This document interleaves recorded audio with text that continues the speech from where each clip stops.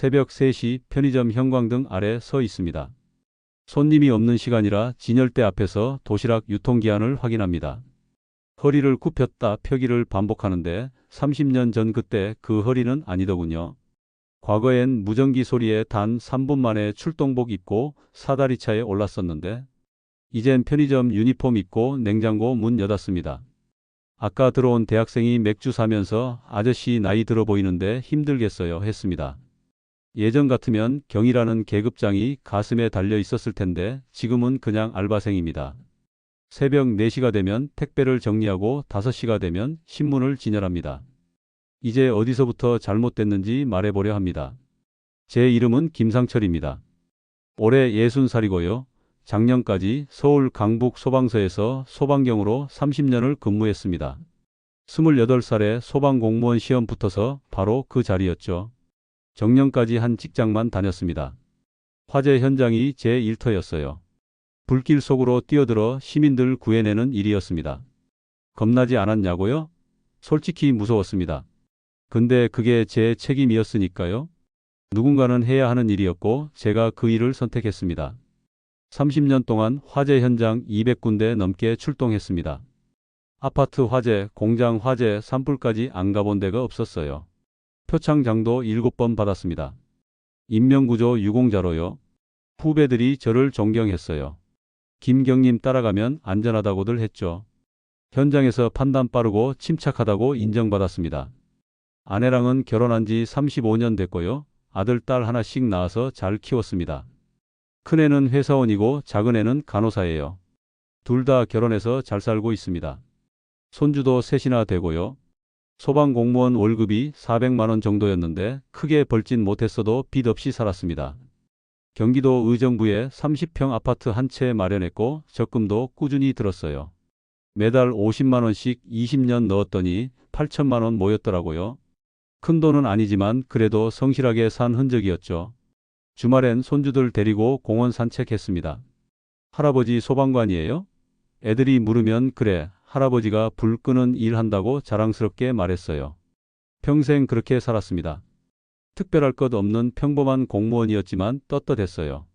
사회에 도움되는 일 했고 가족 잘 먹여 살렸으니까요. 정년까지 무사히 채우고 은퇴하면 연금 받으면서 편하게 살 거라고 믿었습니다. 그때만 해도 제 인생이 이렇게 무너질 줄은 꿈에도 몰랐습니다. 작년 2월에 정년퇴직을 했습니다. 퇴직금으로 2억 원을 받았고요. 그동안 모아둔 적금이 8천만 원 있었습니다. 아내랑 저는 이제 연금 받으면서 여유롭게 살자고 했는데 막상 집에만 있으니까 답답하더라고요. 30년을 매일 아침 7시에 출근했던 사람이 갑자기 할 일이 없으니 무료했습니다. 어느 날 동네 카페에서 우연히 같은 소방서 출신 선배를 만났습니다. 그분은 저보다 3년 먼저 퇴직하셔서 대학가에서 치킨 프랜차이즈를 하고 계셨어요. 커피 마시면서 이런저런 얘기를 하다가 선배가 그러시더라고요. 상철아, 나 요즘 치킨집으로 한 달에 2천만 원 벌어. 너도 한번 해볼 만하지 않아? 하시면서요. 처음엔 농담인 줄 알았습니다. 제가 평생 소방관이었는데 무슨 치킨이냐고 웃었죠. 근데 선배 말씀이 요즘 퇴직자들 많이 한다는 거예요. 대형 프랜차이즈 가맹점 차리면 본사에서 다 가르쳐 준다고 하시더라고요. 매뉴얼대로만 하면 실패 없다고요. 대학가 상권이라 학생들이 많아서 배달 주문이 끊이질 않는다고 했습니다. 솔직히 그 말에 혹했습니다. 소방공무원 월급이 400만 원 정도였는데 치킨집 하면 그것의 5배를 번다니까요. 게다가 저는 소방서에서 30년 일하면서 위기관리 능력을 키웠습니다. 화재 현장에서 빠르게 판단하고 대응하는 걸 배웠죠. 이 정도 경험이면 장사도 할 수 있겠다 싶었습니다. 집에 와서 아내한테 조심스럽게 얘기를 꺼냈습니다. 여보, 나 치킨집 한번 해볼까 해? 아내는 처음엔 걱정했습니다. 60살에 무슨 치킨이냐고요? 근데 제가 계산기 두드리면서 보여줬어요. 선배 말로는 한 달에 매출이 5천만 원 나온다고 해. 여기서 재료비랑 인건비 빼도 1,500만 원은 남는데 1년이면 억대 수입이고. 아내 표정이 조금씩 바뀌더라고요. 그래도 힘들지 않을까? 물으시길래 나 소방서에서 30년 일했잖아. 화재 현장보다 힘든 게 어딨어? 자신 있게 말했습니다. 실제로도 그렇게 믿었고요. 불길 속으로 뛰어들던 사람이 치킨 튀기는 게 뭐가 어렵겠어요. 결국 아내도 동의했습니다. 우리 손주들한테 용돈도 넉넉히 주고 애들 집 장만할 때 보태줄 수도 있겠네. 그렇게 가족 회의를 했고 큰애 작은애도 모두 찬성했습니다. 아빠 평생 공무원으로 사셨으니 이번엔 도전해 보세요. 애들이 응원까지 해주니 더 자신감이 생겼습니다. 그날 밤 잠이 안 왔습니다. 가슴이 두근거렸어요. 30년 소방공무원 생활 끝나고 이제 나도 사업가가 되는구나. 평생 월급쟁이로만 살았는데 이젠 내가 사장님이구나. 그 생각에 설레고 기뻤습니다. 다음 날부터 본격적으로 준비를 시작했습니다. 인터넷으로 치킨 프랜차이즈를 검색했고 선배가 추천한 대형 브랜드에 상담 신청을 했어요. 본사 직원이 찾아와서 설명해 주더라고요. 가맹비 5천만 원, 인테리어 1억 5천만 원, 주방 설비 1억 원, 합계 3억 원 정도 드신다고 했습니다. 여기에 보증금 5천만 원, 운영자금 5천만 원 더하면 총 4억 원이 필요했어요. 퇴직금 2억 원하고 적금 8천만 원 합쳐도 2억 8천만 원밖에 안 됐습니다. 부족한 1억 2천만 원은 은행 대출을 받았어요. 공무원 연금 담보 대출이라 금리가 4%였습니다. 치킨으로 벌면 금방 갚지 뭐 그렇게 생각했죠. 매장은 대학가 역세권으로 골랐습니다. 선배 말처럼 학생들 많은 곳이 좋다고 해서요. 30평짜리 점포였는데 보증금 5천만 원에 월세 300만 원이었습니다. 비싸다 싶었지만 본사에서 이 정도 상권이면 무조건 성공한다고 했어요. 공사 들어가고 2달 만에 오픈했습니다. 개업식 날 화환이 줄줄이 들어왔어요. 과거 소방서 동료들이 보내준 거였죠. 축하합니다, 김상철 사장님. 화환에 적힌 그 문구를 보니까 가슴이 벅찼습니다. 30년 소방경에서 이제 치킨집 사장이 된 거예요. 본사에서 일주일 동안 교육을 시켰습니다. 튀김 온도, 양념 배합, 포장 방법, 배달 응대까지 다 배웠어요. 매뉴얼대로만 하면 됩니다. 본사 강사가 그렇게 말했죠. 처음엔 서툴렀지만 금방 익숙해졌습니다. 소방 훈련 받던 것처럼 반복하면 되는 거더라고요. 아내도 카운터에서 주문받고 아르바이트생 2을 고용해서 배달 보냈습니다. 5월에 오픈했는데 타이밍이 좋았어요. 대학생들이 바글바글한 시기였거든요. 첫 달 매출이 5천만 원 나왔습니다. 재료비 2천만 원, 인건비 500만 원, 임대료 300만 원, 배달앱 수수료 700만 원 빼고 나니까 순수익이 1,500만 원이었어요. 소방관 월급 400만 원에 거의 4배였습니다. 집에 와서 아내한테 통장 보여줬어요. 여보, 봐. 첫 달에 이만큼 벌었어. 아내 눈에 눈물이 글썽이더라고요. 당신 고생 많았어요. 평생 월급쟁이로만 살았는데 이젠 진짜 사업가네요. 그날 저녁 온 가족이 모여서 고깃집 갔습니다. 삼겹살 실컷 먹고 소주도 한잔 했어요. 큰애가 말했습니다. 아빠 대단하세요. 친구들한테 우리 아빠 치킨집 사장님이라고 자랑했어요. 그 말 듣고 얼마나 기뻤는지 모릅니다. 6월도 좋았고 7월도 좋았습니다. 매달 비슷하게 1,500만 원씩 벌었어요. 대출 이자 40만 원 갚고도 1,400만 원 넘게 남았습니다. 이 정도면 1년 안에 대출 다 갚겠는데 그렇게 계산하면서 좋아했죠. 손주들 용돈도 10만 원씩 줬어요. 예전엔 1만 원, 2만 원 주기도 아까워했는데 이젠 여유가 생겼으니까요. 주말에는 가게 문 닫고 가족들이랑 식당 가서 외식도 했습니다. 아내가 말했어요. 당신 치킨집 해서 정말 잘 됐어요. 저도 그렇게 믿었습니다. 왜 진작 이걸 안 했을까 싶었어요. 근데 8월 중순쯤 되니까 조금씩 이상한 느낌이 들기 시작했습니다. 주문이 확 줄어든 거예요. 7월까지만 해도 저녁 6시부터 11시까지 배달. 주문이 쉴 새 없이 들어왔었는데 8월 들어서는 한산했습니다. 처음엔 날씨가 더워서 그런가 했어요. 근데 본사에 전화해 보니까 방학이라서 그렇다는 거예요. 대학생들이 다 집에 내려갔으니까 주문이 줄 수밖에 없다고 하더라고요. 그 말 듣고 깜짝 놀랐습니다. 방학? 그런 변수가 있는 줄 몰랐거든요. 8월 매출이 2,500만 원으로 뚝 떨어졌어요. 거의 절반이었죠. 순수익도 600만 원밖에 안 남았습니다. 불안해지기 시작했어요. 본사에 다시 전화했더니 원래 그렇답니다. 9월 개강하면 다시 회복된다고 안심하라고 하더라고요. 그 말 믿고 기다렸습니다. 일시적인 거겠지. 9월만 되면 괜찮아질 거야. 스스로를 그렇게 달랬죠. 근데 마음 한구석이 불편했어요. 뭔가 잘못 시작한 거 아닌가 하는 생각이 들더라고요. 9월이 됐습니다. 개강했으니 매출이 다시 오르겠지 기대했어요. 근데 예상과 달랐습니다. 9월 매출이 3천만 원밖에 안 나왔어요. 5월이나 6월처럼 5천만 원까지는 안 올라가더라고요. 왜 그런가 알아봤더니 문제가 여러 개였습니다. 첫 번째는 경쟁 가게가 늘어난 거였어요. 여름 동안 제 가게 근처에 치킨집이 3군데나 더 생겼습니다. 전부 다른 프랜차이즈였죠. 손님들이 분산된 겁니다. 두 번째는 배달앱 수수료였어요. 9월부터 배달앱 회사가 수수료를 15%에서 20%로 올렸습니다. 매출 5천만 원이면 1천만 원을 수수료로 내야 하는 거예요. 세 번째는 치킨 원가가 올랐습니다. 닭고기 가격이 킬로그램당 1,000원 올랐다고 본사에서 통보하더라고요. 9월 순수익이 800만 원이었습니다. 5월에 비하면 절반 수준이죠. 10월은 더 나빴어요. 매출이 2,500만 원으로 또 떨어졌습니다. 게다가 가격 경쟁이 시작됐어요. 근처 치킨집들이 15,000원짜리 메뉴를 10,000원에 팔기 시작한 겁니다. 저도 따라할 수밖에 없었죠. 안 그러면 손님이 안 와요. 근데 가격 낮추니까 마진이 더 줄어들더라고요. 10월 순수익은 300만 원밖에 안 됐습니다. 고정비만 간신히 내는 수준이었어요. 11월 되니까 본격적으로 적자가 나기 시작했습니다. 매출이 2천만 원으로 떨어졌거든요. 날씨가 추워지니까 배달 주문이 줄었어요. 학생들이 밖에 안 나가고 기숙사나 집에서 배달 음식 시켜 먹는데 치킨보다 찌개나 중국집을 더 찾더라고요. 재료비 800만 원, 인건비 500만 원, 임대료 300만 원, 배달앱 수수료 400만 원 합치면 2천만 원이 나갑니다. 순수익이 0원이에요. 한 푼도 못 버는 거죠. 거기에 대출 이자 40만 원까지 내야 하니까 그달은 마이너스였습니다. 12월은 더 심각했어요.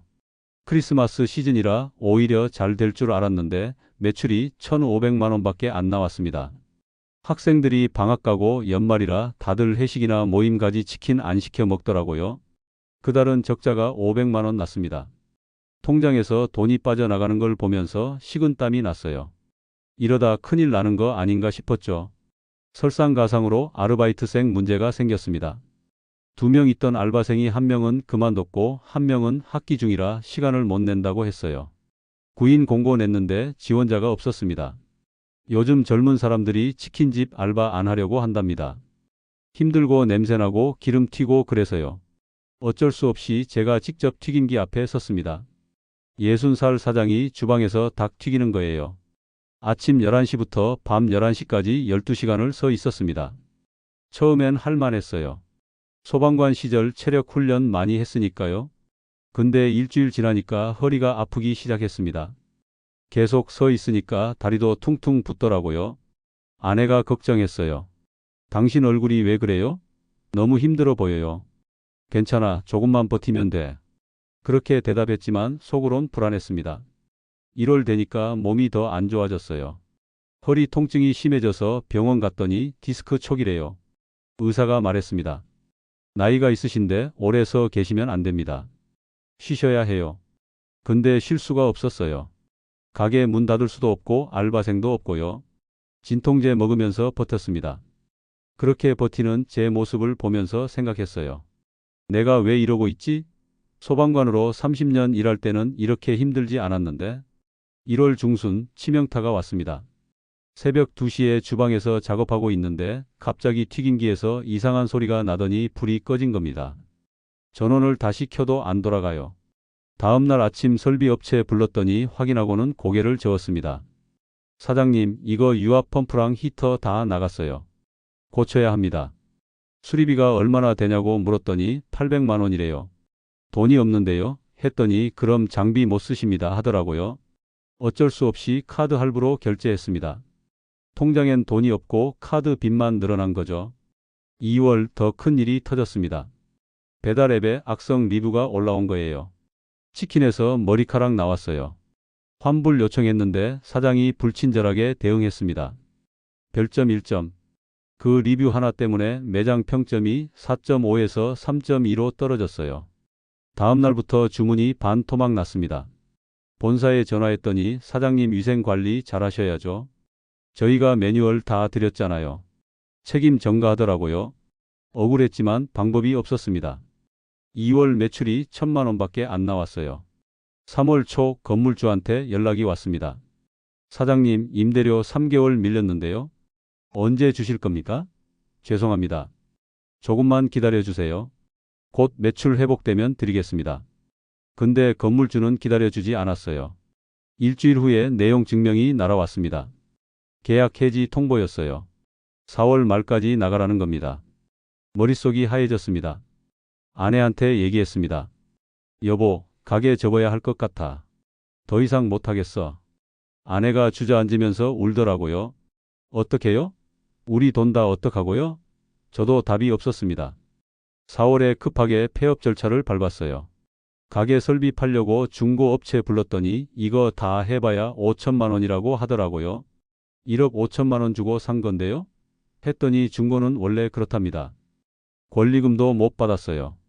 건물주가 빨리 나가라고 독촉해서 그냥 나왔습니다. 계산을 해봤습니다. 처음 투자한 돈이 총 4억 원이었어요. 퇴직금 2억 원, 적금 8천만 원, 대출 1억 2천만 원.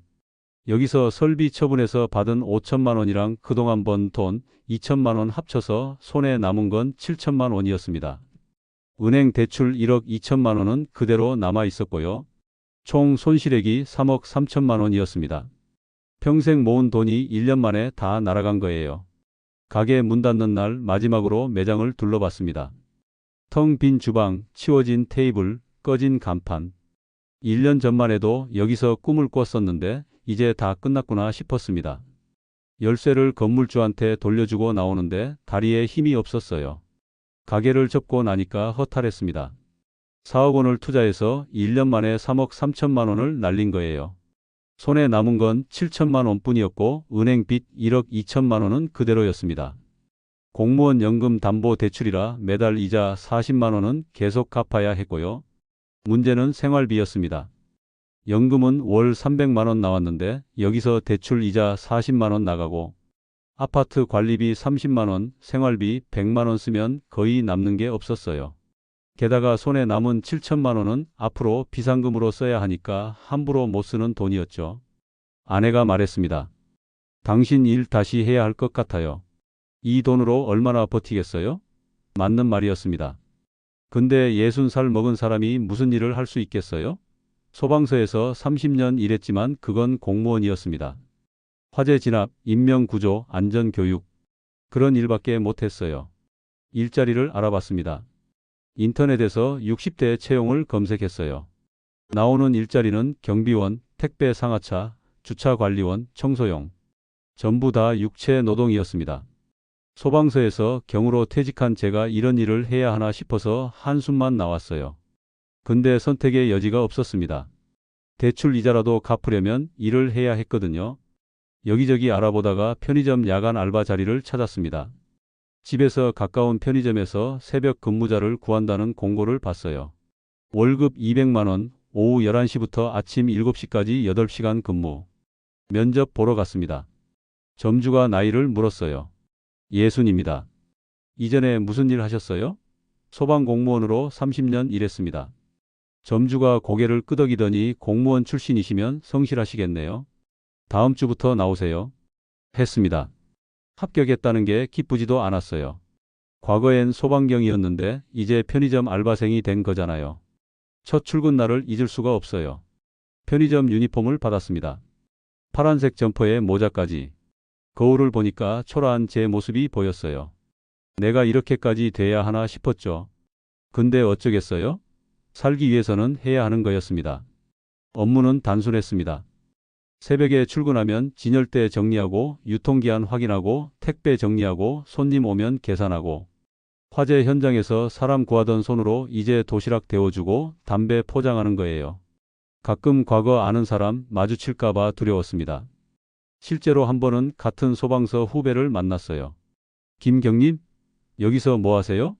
후배가 놀라서 물었습니다. 순간 얼굴이 화끈거렸어요. 아, 나 여기서 아르바이트해. 했더니 후배 표정이 굳더라고요. 아, 그러시구나. 건강 조심하세요. 인사하고 헤어졌습니다. 그날 밤 잠을 못 잤어요. 소방경 출신이 편의점 알바라니 자존심이 너덜너덜해지는 기분이었습니다. 근데 어쩌겠어요? 제가 잘못 선택한 거잖아요. 치킨집 같은 거 안 했으면 이런 일 없었을 텐데. 후회해도 소용없었습니다. 한 달쯤 지나니까 조금씩 적응이 됐습니다. 월급날이 되어 통장을 확인했습니다. 200만 원이 들어와 있었어요. 소방서 다닐 때 400만 원 받던 것보다 적었지만 그래도 고마웠습니다. 이 돈으로 대출 이자 40만 원 갚고 생활비로 쓰고 연금이랑 합치면 어떻게든 살 수는 있겠더라고요. 주말에 손주들이 놀러 왔어요. 큰 손주가 할아버지 뭐해요? 물었습니다. 할아버지는 편의점에서 일해. 무슨 일인데요? 물건 정리하고 손님 도와주는 일이야. 정확하게 야간 알바라고는 말 못하겠더라고요. 손주한테까지 부끄러운 할아버지가 되고 싶지 않았습니다. 예전엔 용돈 10만 원씩 줬었는데 이젠 만 원밖에 못 줘요. 근데 손주들은 만 원도 좋아하더라고요. 할아버지 고마워요. 그 말 들으면 위로가 됐습니다. 지금 저는 편의점 야간 알바로 일하고 있습니다. 월급 200만 원 받으면서 빚 갚고 있어요. 은행 대출 1억 2천만 원은 앞으로 10년 넘게 갚아야 할 겁니다. 손주들한테 용돈도 예전처럼 못 줘요. 해외여행은 꿈도 못 꿉니다. 근데 이제 받아들였어요. 이게 제 현실이고 제가 선택한 결과니까요. 후회는 하지만 자책은 안 합니다. 실수를 통해 배웠고 그 교훈을 다른 분들과 나누고 싶어서 이렇게 말씀드리는 거예요. 특히 소방관이나 경찰관처럼 공무원으로 정년 퇴직하시는 분들, 퇴직금 받고 뭐 좀 해볼까 생각되시더라도 신중하고 또 신중하세요. 경험 없는 분야는 피하시고 유튜브 성공 스토리에 현혹되지 마시고 체력 한계 인정하시고 퇴직금은 보수적으로 운용하세요. 치킨집, 카페, 편의점 같은 프랜차이즈 사업은 생각보다 훨씬 어렵습니다. 본사 말만 듣고 시작하면 안 돼요. 계절성, 경쟁, 인건비, 배달앱 수수료, 설비 고장, 리뷰 관리. 모든 게 변수예요. 정사업하시고 싶으면 적은 돈으로 시작하세요. 4억 말고 4천만 원으로요. 실패해도 다시 일어설 수 있는 금액으로만 하세요. 저는 실패했지만 여러분은 성공하시길 바랍니다. 아니, 성공보다는 실패하지 않기를 바랍니다. 노후 자금 지키는 게 성공이에요. 모험보다는 안정이 답입니다. 평범하게 사는 게 행복입니다.